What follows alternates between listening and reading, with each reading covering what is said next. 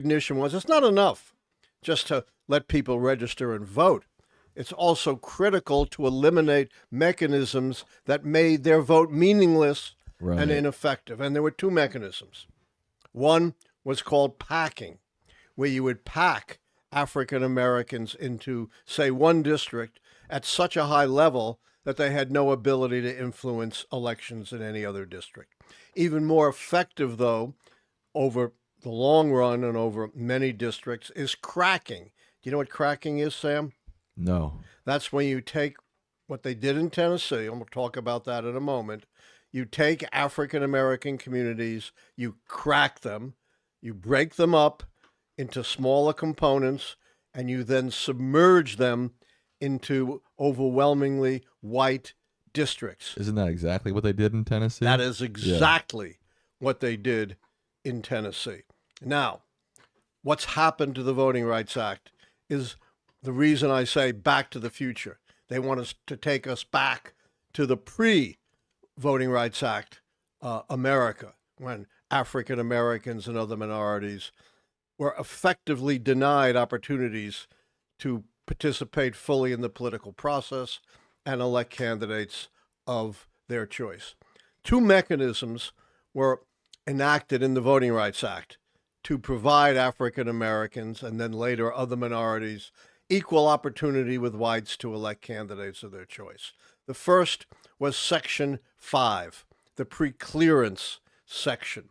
In other words, states and localities with a history of discrimination, mostly in the South, places like Texas and eventually Mississippi, Alabama, had to pre-clear any change in voting rules or laws, such as a redistricting plan, with the United States Department of Justice.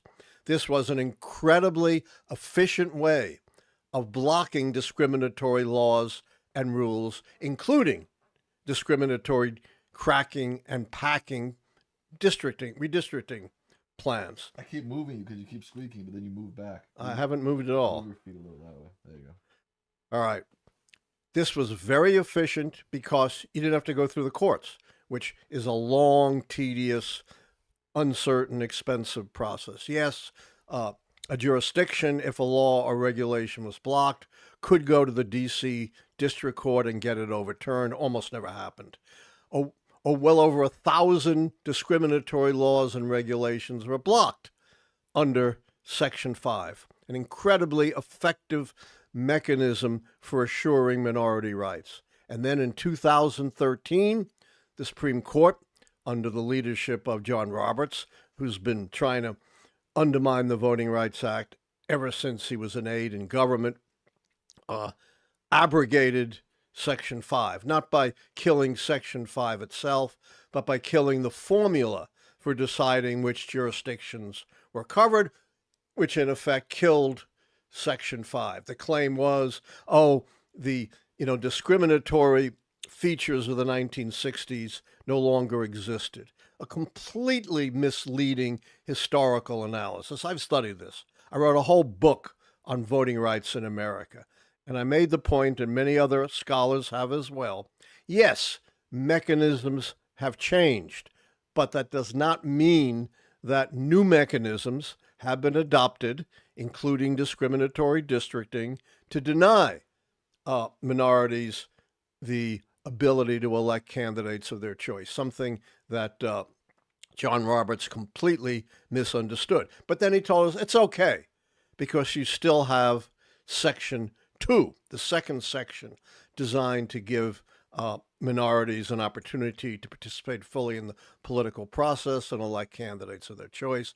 And that was what was essentially undermined and subverted by Justice Alito in the recent decision, saying it is unconstitutional. Boy, talk about, expanding the Constitution and not sticking to strict construction, to use race to create districts that give minorities opportunities to elect candidates of their choice. Here is the incredible, sad irony of this. This is so important. Under this decision, it's perfectly okay to go back to packing and cracking destroy minority opportunities so long as it is justified by partisan motivations, in particular Right. Republicans seeking to rig districts to their advantage. So think about that. It is perfectly okay to roll back the clock to pre-voting rights era, to destroy opportunities for minorities to elect candidates of choice, but it is perfectly okay to do that or do other manipulations in the interests of partisanship. They have simply opened the door to destroying fair districting in the narrowest, most negative interest of partisanship, opening the door to what we're seeing now, redistricting wars on gerrymandering all over the country. Now, they said the only way you can stop what they kind of thing they did in Tennessee, carving up a black district by cracking the communities and submerging them in white districts, was to prove that this was discriminatorily intentional. Now, the problem with that is, in this day and age, a lawmaker is going to come out and say, Sam, we're doing this because we hate black people and want to discriminate against them? Probably not. Probably not. This isn't the 1890s or the 1910s when, white supremacists in the Jim Crow South were quite explicit about discriminating against black people. But here's the rub. Whether intentional or not, it has exactly the same effect, Sam. Right. You're carving up the district. You're destroying black voting opportunities, whether that was done for partisanship or whether it was done because of racism intentionally. It doesn't matter. It has exactly the same impact. That's why overwhelmingly the Congress voted in renewing the Voting Rights Act in 1982 that it was sufficient to prove a violation of the Voting Rights Act to show discriminatory effects. You did not have to prove discriminatory intent. And yet somehow Justice Alito completely disregards that and says, oh, you really have to prove discriminatory intent. And I have a lot of ideas about how you can still prove that even in this day and age. But because I'm an expert witness involved in that, I can't reveal them. I will simply say, and this is a clue, there is no distinction between partisanship and race. By its nature, a party label means nothing, right? It used to be the Democrats who were the party of racial discrimination, right? Because they were against the party of Lincoln. That switched in the late 20th and 21st century. So party labels don't mean anything. What does mean a lot is the fact that these party labels are tied so tightly to race. So you may say, oh, we're just doing this for partisanship, but the partisanship by its very nature impacts discrimination against race. And I think that is the angle that those who still believe in voting rights need to take. It is crazy that the Supreme Court did say that. Yeah, you can just break up your districts based on partisanship. No problem. No problem. Yeah, I mean, oh my God. Yeah, let's destroy fair districting. Let's destroy Minority Voting Rights Act for the noble cause of rigging districts for partisan purposes. Yeah. Think how crazy, how upside down this is. That is crazy. You know, if I wrote this as a novel, no one would believe it. Our next topic. The U.S. military said it struck Iranian military targets after, it said, Iran fired on U.S. warships in the Strait of Hormuz. President Trump threatened more if Iran didn't agree to a peace offer, but also said that the ceasefire is still in effect. So they struck each other. Trump said there may be more, but we're in a ceasefire. This makes no sense to me. That's why I say it's farce. You know, this is really, wag the dog, catch-22, Dr. Strangelove, you name it, except real people, real deaths, real pain, real struggle is involved here. It's not something just on the screen for us to laugh at. You know, Is Trump saying this just so that he doesn't have to go to Congress for more money, basically? I think you and put approval? your finger exactly on it. But at some point, somebody has to be like, come on, you're literally striking each other. There's a blockade. You're threatening more strikes. That's a war. That's not a ceasefire. Even before this, it was a war, Sam, Right. because they were maintaining a blockade. And a blockade is clearly an act of war. So the notion that the war was over even before this exchange of fire was utter nonsense. And even if there wasn't a blockade, the war wasn't over. A pause in a war does not mean that the war is over. The war is still going on. Donald Trump has kept open his options to bomb them, and bomb them, to No, destroy their civilization. No, he said today, I think he said that this strike was just a love tap. Just a love tap. That's what he said. I know. He doesn't care. He has no empathy for anyone other than himself. By the way, whatever happened to the investigation of the 150 plus, mostly schoolgirls, who were struck early in the war by what looked like a U.S. missile? I have no idea. Absolutely nothing.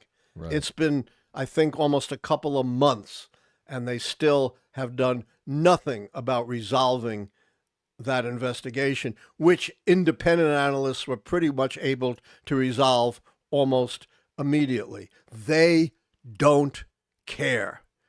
So long as their rich donors and rich friends are profiting, none of the rest of it penetrates them at all. Has Hegseth, has Trump ever expressed any regret for the school children killed, or the certainly at least 1,000, maybe several thousand civilians killed?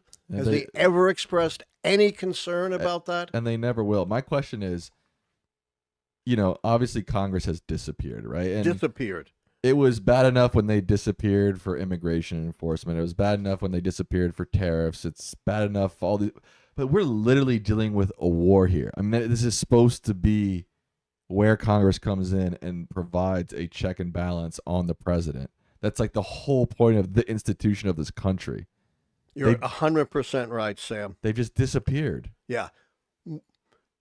Article 1 is not the president, is it? Article 1 is the Congress. And the framers expected the Congress to be a very powerful check on the president. That's why they were willing to invest the presidency in one person. There was some debate about whether you should have multiple executives. And two, why they were able to give the president so much power as both head of the executive branch and head of the commander-in-chief of the armed forces, because they had put all these mechanisms in place in Article 1 for Congress to be able to check the president. And one of the most important provisions of Article 1 is who has the power to declare war. Congress. The Congress, not the President of the United States. And then during, up until Trump, the worst abuse of power by a president, Richard Nixon, during Watergate, they passed the War Powers Act, which, is the law of the land. And if foreign hostilities are going on for 60 days or more, you have to seek congressional authorization. And yet here we have the Republican-controlled Congress absolutely abdicating their constitutional responsibilities. Oh, we love the Constitution when Alito says it gives us the right to, cut up black districts. But to hell with the Constitution when it comes to the power to declare war. To hell with the law, which says you got to seek authorization after 60 days. Crazy. That's why I say we live in the age of farce, but it's not a farce we can laugh at, sadly. Oil giant Shell reported robust profits following the surge in oil prices prompted by the U.S.-Israeli war with Iran. The company said that its profits soared 24% to $6.9 billion. Billion. So I think it was something in the order of 1.3 billion increase, something like that. If I'm doing the math, it's a little over 1 billion. So the very rich are getting even richer. Wait, how'd you get to a billion? I just said that it rose 24% Yeah, to 6. right. I'm saying if you take your starting point and add 24%, the starting point is about 5. Okay, gotcha. Okay. Yeah. So I've kind of lost it now. You were just saying the rich are getting richer. Yeah, but so we the know rich that. are getting so much richer, which is always what Donald Trump was after. The notion that he's a populist who cares one whit about ordinary workers and farmers is, the biggest lie of an era of big lies. So the rich are getting richer. All the rest of us are suffering from high gas prices, high food prices, all kinds of squeezes on our wages. And why doesn't Donald Trump talk about affordability? All of the so-called strategic advisors of the Republican Party are telling us he needs to focus on affordability. They're pressuring him to focus on affordability. Why doesn't he, Sam? He doesn't care about. He doesn't believe in affordability. He doesn't care about affordability. He couldn't care less. Yeah, one thing my theory is, people talk about gas prices. My theory is I don't think he really cares that gas prices are high. Yes, he used that against Biden for self-serving purposes. Right, in an election for self-serving purposes. I think the only thing he really cares about in terms of energy is making money. That's all he cares about. The profits are soaring for these oil companies, and I think he's fine with that. I don't think he cares at all. He not only doesn't he care, he applauds. Remember, at the beginning of his campaign, he went to the big oil companies and said, I'll let you do whatever you want, just make sure you contribute to my campaign. He gave it all away. And this, right. For some, not only that, but something else in his first term that's been underreported, that, when he had his very rich friends coming to Mar-a-Lago, he turned to them and said, I am going to make you even richer. Right. And we're going to have a show on this, and I can do it we tonight. Are? He's gotten a lot richer from all the graft, grift, and corruption of his administration. We have never seen in the history of the country, going all the way back to George Washington, a president so brazenly and openly using his office to enrich himself and his family. You hear the American right often talk about being energy dependent and drill baby drill and all this stuff. They're not doing that because they want to provide the people with a really cheap gas. They're doing that because they want to make more money from the oil and gas industry. That's a really easy way for American politicians to boost their profits and boost the profits of, again, their rich friends and their oil companies. It couldn't be more right. Yeah. That's why, again, I can't emphasize this too strongly. The media is so off base in calling Donald Trump a populist. I understand, they say, well, his rhetoric is against the elite and for the ordinary people. But you can't go by the rhetoric. You've got to go by the policies and decisions. But his rhetoric isn't even that connected to the people. I mean, when they asked him about housing, it was a couple of weeks ago, and affordability, he literally said, I don't want to make housing more affordable. I want prices to go up. Yeah. He's become less and less. But, for most of his political career, he has, at least rhetorically, talked about combating the elites and standing up, for the ordinary American. I guess. But he talks a lot about factories and manufacturing, and I don't know if that's necessary. I mean, people just, for whatever reason, when Trump rails about getting manufacturing back and building more factories, people just are like, oh, that's populism. That's standing up for the people. The American economy has moved on from that. In fact, they've lost manufacturing jobs under Trump. Moving us backwards is not necessarily good for the American worker. This is what I'm saying. Back to the future. In so many ways, they're trying to take us back to the 1950s. And by the way, the only people they seem to care about are white people and particularly white men. Wiping out minority districts. Who's going to get elected, Sam? Is it going to be blacks and Hispanics? If it was up to MAGA, Congress would be 100% white. Exactly. And Congress is already well over 70% non-Hispanic white compared to a 58% non-Hispanic white population. And it's going to get worse. All 4 black Republicans have left the Congress, and it's not likely that they're going to be replaced by blacks. They're cutting up minority districts in these red states. Yes, you know what the percentage of non-Hispanic whites among Republicans in Congress is? Tell me. Over 90% and rising. But they're shooting for 100%. Do you know what the percentage of whites who are CEOs of Fortune 500 companies are? Tell me. 90 to 93%. It's not exact, but it's likely over 90%.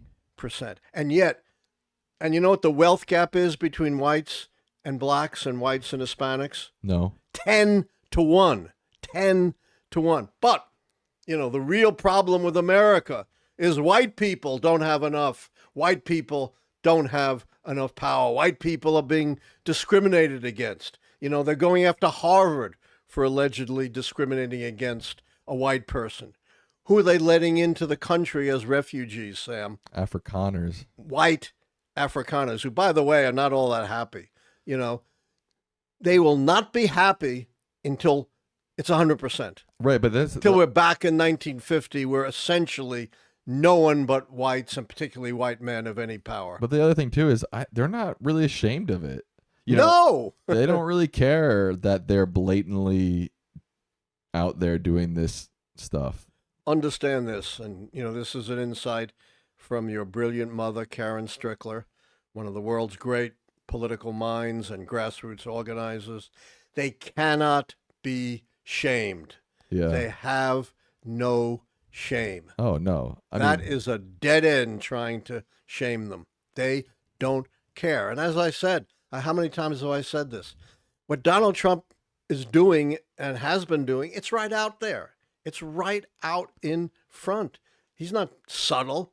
He's not clever. And they also don't care about real statistics. You know, you can tell them all these statistics, you know, that we just went over, and they don't care. They, you know, you can tell them that over and over and over again. They don't care. They'll just make up their own. Yeah, or Donald Trump has the highest poll ratings ever, and he's down around 36% in the average of polls.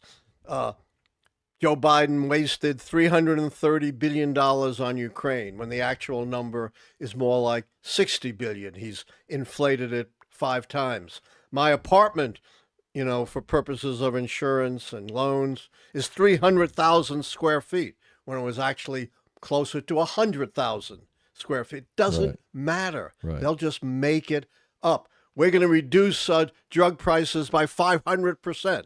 You know, a mathematical impossibility. They'd actually be paying you to buy their drugs. It doesn't matter. He doesn't live in the real world. He lives in a fabricated world of his own choosing. And his loyalists don't care. Senate Republicans have inserted $1 billion for White House East Wing security enhancements in the immigration enforcement funding bill they hope to rush through Congress this month, setting up a political fight over a ballroom that President Trump has said would be financed with private money. And somehow, suddenly, there's $1 billion taxpayer dollars now. Unbelievable. As I said, the word hypocrisy is too weak. We need a stronger word. You know, the big selling point of the ballroom was, Sam, you don't have to pay a penny. Right. It's all my rich friends who are going to finance it. That's bad enough. Right, because that opens the door to massive corruption. Massive corruption, because all of these rich companies and individuals, virtually all of them, are doing business with the government. So that was bad enough. But now, all of a sudden, you know, on some flimsy excuse about national security, guess what, you suckers? You are really going to pay for it. I'm going to abandon all my promises, and I'm going to extract from you, the taxpayers, $1 billion. And by the way, What? It's not coming out of the taxpayers.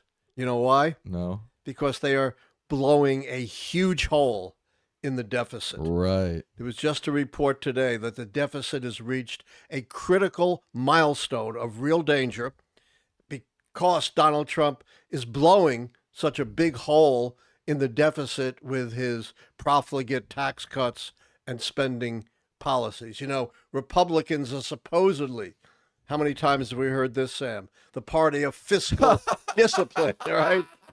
Unlike those big spending liberals. And of course, Donald Trump is one of the worst president we ever had in terms of blowing holes in the deficit. You know who the last president to actually balance the budget was, Sam? Clinton. Clinton. And what party was he from?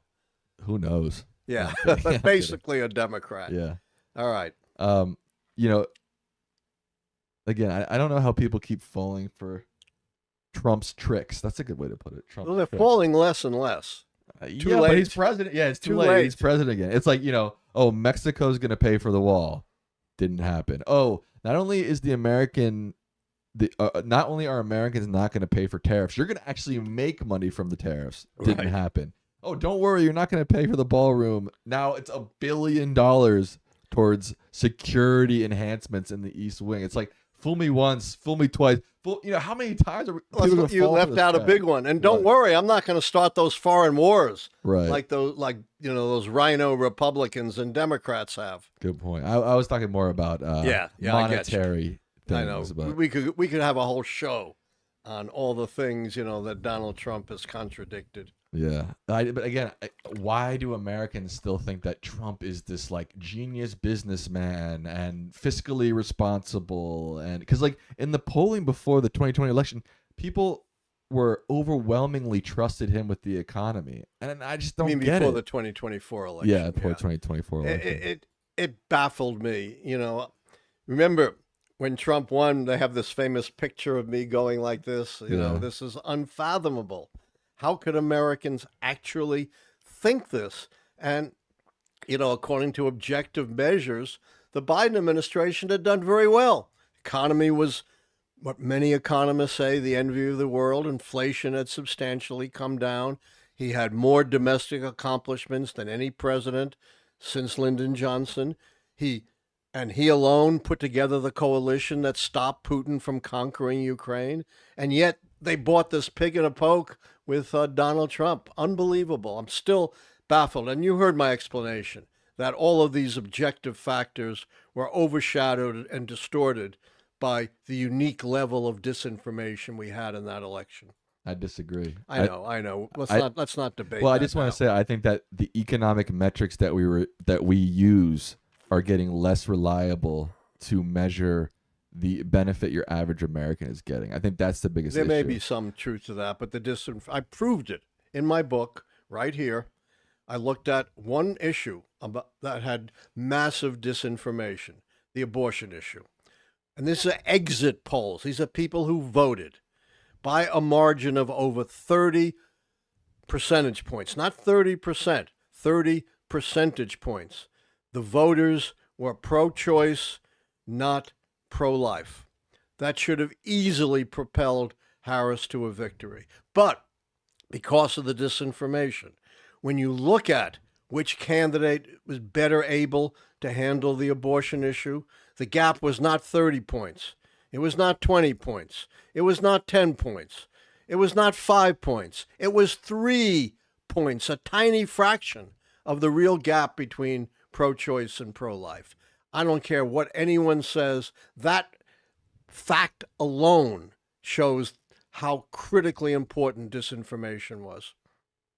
With that, we will move on to our question portion of the show. Before we do that, we have almost 800 people watching, but only 200 likes. What? Make sure you like the stream. It helps us a lot.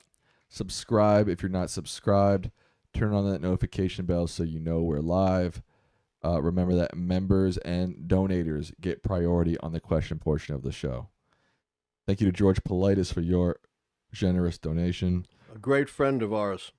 Russ N. Out or Russ Nout says, what are the odds the redistricting in Virginia will happen before the midterms now that the certification has been put on hold by the state Supreme Court? Yeah, I'm always reluctant, as you know, to predict court decisions, but I'm very nervous. The arguments against the referendum are frivolous. They really, don't amount to anything. People didn't understand it. Are you kidding?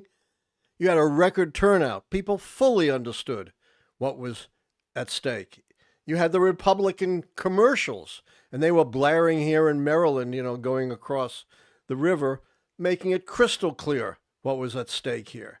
So the notion that, voters were fooled or there was some, miscommunication or, violation of procedure is nonsense. You had a record turnout. The voters spoke. It would be a travesty of democracy on some technical issue for the Supreme Court to overturn it, but 6 of the 7 were appointed by Republicans. So I'm nervous. This is from Ham and Comey Sandwich. That's a good one. All right. Do you trust job approval polls more than election polls? How is Trump winning rural primaries given the harm he has done to the farm districts with the Iran war? Yeah, that is a great paradox. And, look at climate change, an issue that Trump has totally denied even exists. They've erased it from any mention in the federal government. They're pushing the burning of fossil fuels. They're actually paying money. What's fossil fuels? Fossil fuels. They're actually paying money to kill off projects for clean, renewable energy. And what states are most hit by climate change, Sam? The red states, the Midwestern states, the southern states, add in California, but for the most part, it's Donald Trump's constituents, and they don't seem to care. Same thing, with the way in which the rural America is being hurt by the war and the tariffs. Now, absolutely, job approval ratings are more reliable than election polls because election polls are misused as predictors, right? They're not predictors, they're snapshots. Approval polls are snapshots too. And as long as you don't use them as predictors, but simply as an indicator of where things stand at the moment, I think they're okay. Yeah, it's weird. It feels like, for example, Florida, right, is getting Beaten. pummeled by climate change. It's getting worse and worse every year, and somehow the state's gotten redder and redder. I know, it's just It crazy. doesn't really make sense. I can't wrap my mind around that. This is from Susie Garcia. I keep hearing MAGA say that Dems initiated the gerrymandering process years ago in New York. Is that true? Look, gerrymandering goes back to the 18th century. The first gerrymandered district was in 1788, where 2 future presidents were running, James Madison and James Monroe, and the district was gerrymandered to try to defeat James Madison. And that was one of the reasons, by the way, interestingly, that James Madison came around to support a Bill of Rights, which he was initially against. And of course, the gerrymander is named after Governor Elbridge Gerry, who in the early 19th century gerrymandered a district that looked like a salamander, and they called it a gerrymander. So to attribute this to, the Democratic Party is nonsense. This has been going on for centuries. This is from the Orange Pill Nurse. They say, what do you think the chances are of the Democrats turning their states fully blue with gerrymandering and having guts? I think that's really possible. We've seen it in Virginia, California. If Virginia's redistricting goes through, it could lead to an entirely Democratic congressional delegation. I'm not sure what the status in California, but it looks like that's going to go through. And obviously, it won't be 100% Democratic, but overwhelmingly Democratic. There's some talk in my home state of Maryland of gerrymandering out the one remaining Republican district. I'm not supporting this. I abhor gerrymandering. But remember, forget about, the long ago origins. Who started this redistricting war, Sam? A guy named Trump. Yes. And the Democrats are responding. They're not starting it, and it's just horrific. And then add in the green light to dismantle minority opportunity districts. At this point, if Dems get a trifecta after 2028, they must pass a law to end gerrymandering, but they need to scrap the filibuster to do so. Is it worth it? No, I don't think we should be scrapping the filibuster. The problem is if Republicans get back into power, they are going to pass such restrictive legislation that tens of millions, like the so-called SAVE Act, I call it the Sacrifice Act, that would deny voting rights to tens of millions. Can't risk that.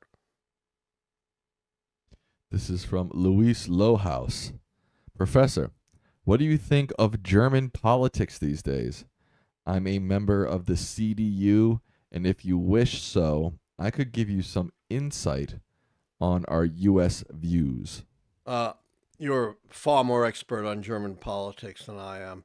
The only thing I would say is there does seem to be some worrisome resurgence of the far right in Germany. Parties supported by the Trump administration, just as they, of course, supported the authoritarian Orban in Hungary, who thankfully was resoundingly defeated. But that's, my worry about German politics. This is from Wyatt Hamilton.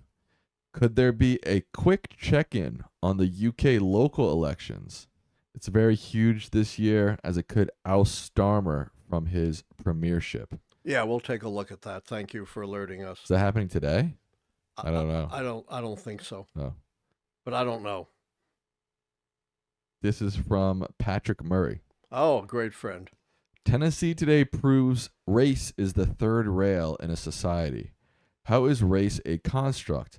How were minorities created? And how did white people get so powerful? Oh, my God. You got a whole book for that, probably. Yeah. I really can't answer that with a whole book, but I'll just make a couple of quick comments. Okay, QQs. Did you ever hear of W.E.B. Du Bois, Sam? Heard of him. The great political analyst, historian, African-American of the early 20th century.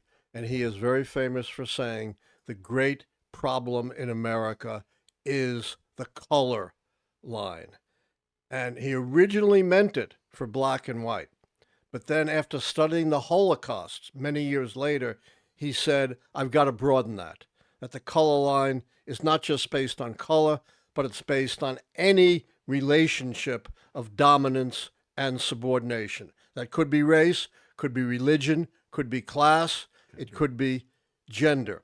And very early on, there was a color line established based upon race in order to sustain the institution of slavery. That was the original origin of the color line. And by the way, back in the 18th century, 17th century, when you got the color line, slavery was not confined to the South. Many northern states, including New York, had slavery.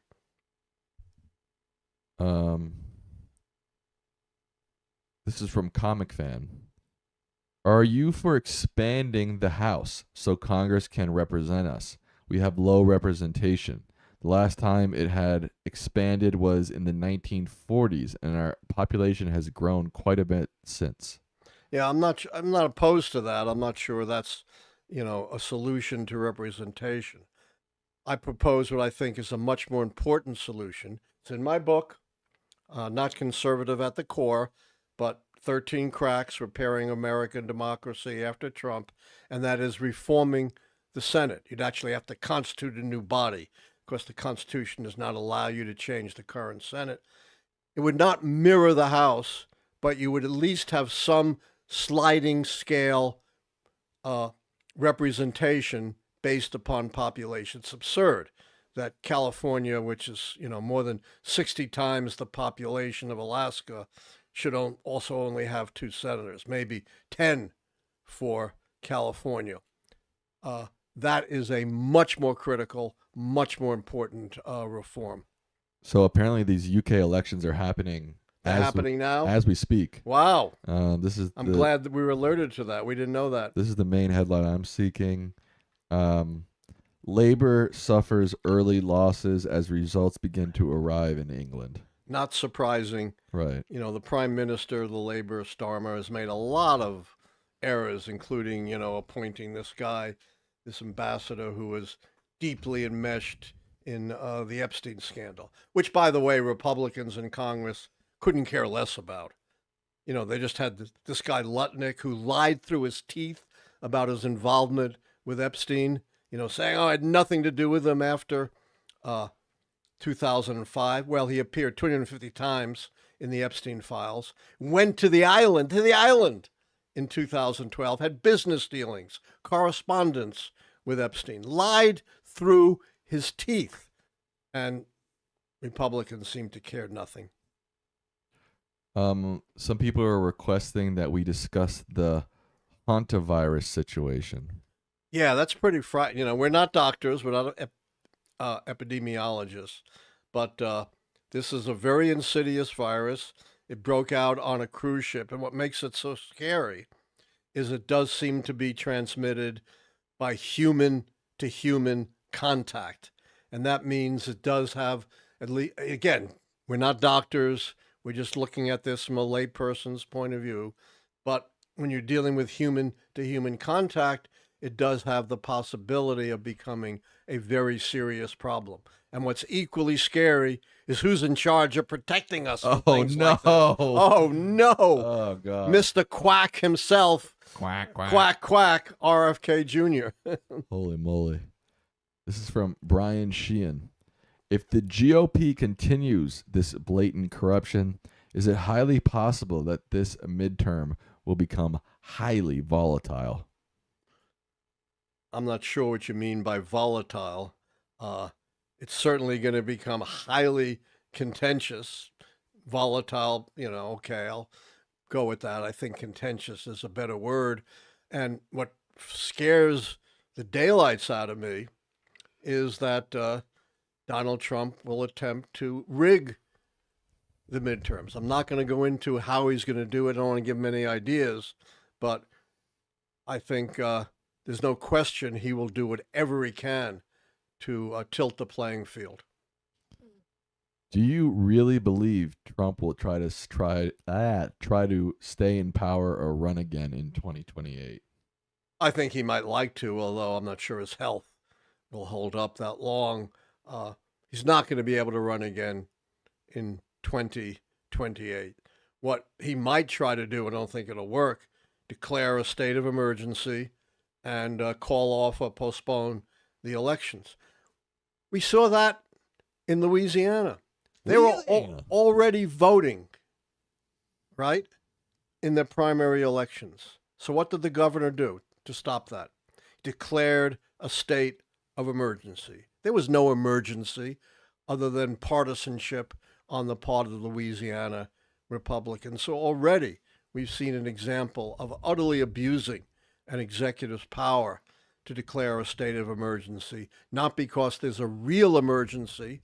It's not a hurricane or, a plague or anything like that. It's just in the interests of rigging the election for partisan purposes. There hasn't been enough coverage of that. That should chill every one of us. You got to say it like this. Louisiana. Okay, that's better. I like New Orleans. I like Louisiana. I like the bayous. I like the gumbo. Do you think John Fetterman will switch parties? He just published an op-ed saying he won't, so I'll take him at his word. This is from member Dirtier Dog. Oh. They say, you have to choose who you think is leading to more American deaths. RFK with his misinformation and future deaths of children due to vaccine limitations, or Trump's economic and war costs? Neither. You know what's leading to the most deaths? No. Dismantling the health programs of USAID. It's not U.S. deaths, but there was just an article published in might have been the Lancet, but it was one of the leading scientific journals, which suggested over a period of years, this dismantling of aid programs. And the key person in setting these up was some lunatic Democrat, right, Sam? No. No. Who was it? I don't know. George W. Bush, the most conservative president we've had until down between Reagan and Trump.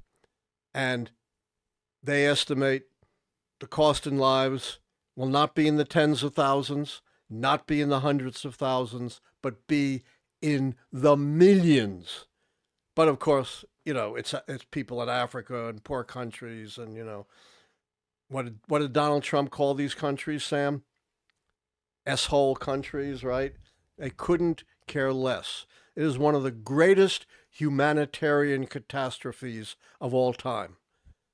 And again, people, the Republicans could not care less. This is from Tina. Trivia. Who was the first and only president and vice president to not be elected? The first president not to be elected was John Tyler. The first vice president not to be elected was Gerald Ford. Am I right? I don't know. They just said they didn't provide an answer. Let's see what she says. Okay, Tina, let us know what the answer is. This is from Zenwave Function. Of all the people you know in American politics, who do you think is best to lead the U.S. and the free world against Russia and China in the post-Trump period? Very hard to say since the campaign, hasn't begun. I wish Obama could run again. I would trust him more than anyone else, but obviously he's filled out his 2 terms. So I'm going to defer on that until, we learn a lot more about who's running and, what their knowledge and what their policies are. Oh. But I'll throw a dart at the list of Democratic candidates and take any one of them over J.D. Vance. Obama.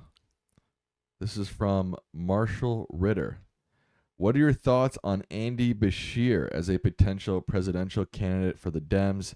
He doesn't have name recognition, but has room to grow. I'm an Andy Bashir fan. I'm not endorsing anyone, but I certainly think he is a reasonable and viable candidate, doing extremely well, Sam, in a deep red state. We don't see that very often, a governor Democrat winning in a heavily red state. He seems to be a decent and personable guy from what I know about him.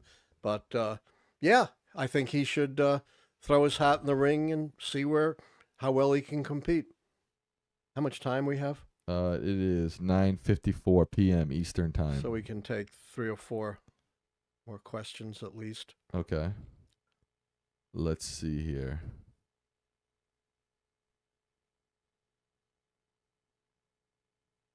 There's like one that's like almost a page long. Can't go Can't on do one. that one. All right. If you just read the first couple of lines, maybe I can figure it out. There is something dark and sinister going on in our federal government that would morph even someone like me, who is not normally a conspiracy theorist, into believing there is a conspiracy against all average American citizens. Got it. Absolutely. It's not a conspiracy. It's right there out in the open. I'm going to make my rich friends even richer, and I'm going to adopt policies that undermine, destroy the livelihoods and the well-being of ordinary Americans. I'm going to eliminate the Affordable Care Act subsidies, which is going to cause millions of Americans to lose their insurance. I'm going to crack down on the most vulnerable Americans by cutting their Medicaid and food stamps. I am going to increase prices with my crazy war of choice and my miserable tariff campaign. So you don't have to look at a conspiracy. It's right out in the open. Apparently the answer to Tina's trivia question, who was the first and only president and vice president to not be elected, the answer is Ford with Rockefeller. They said they probably worded their question wrong. No, Tyler was the first president not to be elected. Okay. And of course, Ford we agree on.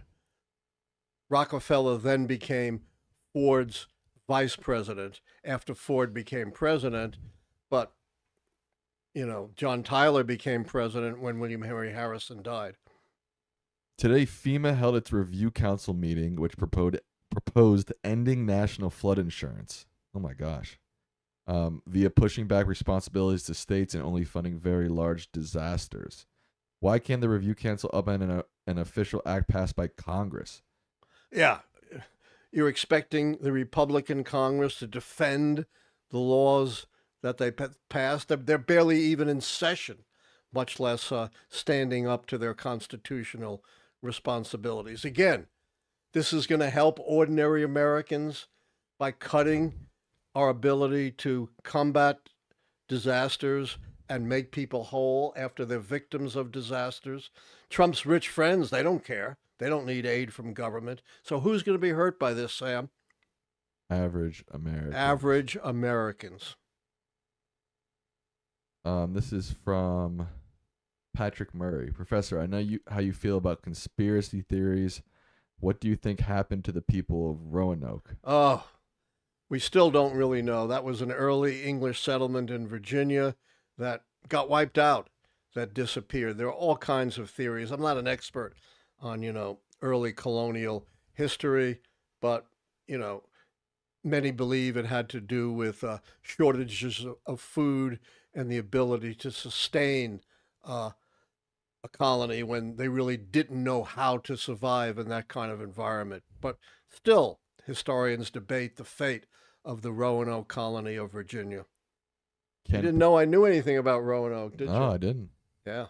Can Palm Beach International Airport refuse to go along with the renaming? Yeah, this is just another example of grift. What are they renaming it, Sam? I haven't followed this. Trump, of course. Oh, right. And he's gotten trademark rights, which means not only, is his name going to be plastered on it, but he can profit from the actions of the government that controls the airport. Grift, grift, grift. What have I always said, Sam? Follow the money. And it's not hard to do. All right, we'll end with something from member Robs. They say, I dislike when people compare Nixon to Trump. They are so different. Nixon definitely had his flaws, but he knew that he had them, and he was a human despite it all. On the other hand, Trump is malignantly mentally ill. They have some similarities, I suppose, but one is vulnerable while the other is almost evil. Yeah, I'm not going to make, again, a medical diagnosis, but leaving that aside, the questioner is correct. There are huge differences between Trump and Nixon. Yes, Nixon was twisted. He was paranoid, but he also had some sense of what was good for the country and good for the world. His Watergate scandal was horrific, but he had a side to him that Donald Trump does not. Very positive things he did. You know who set up the EPA? It was under Nixon, the very protection of our environment that Trump has destroyed. The Endangered Species Act was enacted under Nixon. Under Nixon, you had Social Security tied to the cost of living, incredibly beneficial to senior citizens in the United States. Then you had the détente with Russia, major arms control and other agreements, and the opening of China. So you had this positive side along with the negative. You don't have that with Trump. All right, with that, we will wrap up Lichtman Live for the evening. I want to give some shout outs to some donators. Free throw guy, Joanne Roberts. Donators or donors? I'm sticking with donators. I like donators better. Yeah. It has more of a ring to it. I agree. Thank you all for your donations. We really appreciate that. Dad, what are your final words to the people? All right. As I said, we now have government by force, but sadly, real people are being hurt and destroyed. So we've got to look past the farce and see the evil that's behind it. With that, we will wrap up Lichtman Live for the evening. Thank you all for watching, and good night.